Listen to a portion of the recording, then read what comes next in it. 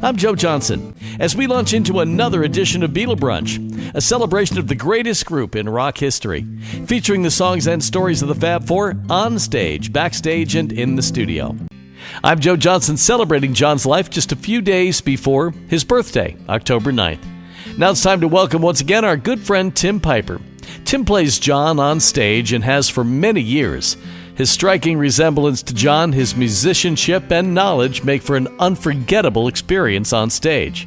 Welcome back to Beatle Brunch, Tim. Hello, Joe. I am so excited to be here as part of John's birthday celebration. Thanks for having me. And I'd like to focus on John's most iconic song, Imagine. In 1964, when the Beatles were literally taking over the world, Yoko Ono in Japan publishes a book called Grapefruit, and she releases it on July 4th, claiming her own independence as an artist. She published 500 copies, which she lugged around the streets of Tokyo trying to entice buyers, but sales were few, and she ended up giving most of the copies away. It was a book of instructional poems. Instructions like, imagine 1,000 suns in the sky at the same time, or imagine the clouds dripping, dig a hole in your garden to put them in. After meeting John Lennon at the Indica Art Gallery, Yoko presented John with a copy of the book. And the essence of imagine this, imagine that, inspired John to write Imagine.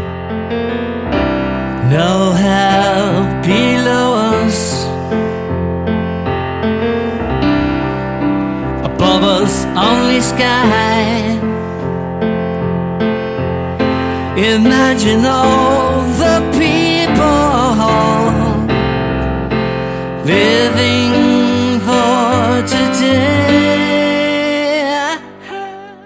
2 days before his death, Lennon says in an interview with Andy Peebles that it should have been credited as a Lennon-Ono song because a lot of it came from her. You know, if it was Bowie, it would have been Lennon-Bowie. If it was Nielsen, it would have been Lennon-Nielsen. But, you know, back then I was a bit more macho, and because she's just the wife, you know, you don't put her name on it, right?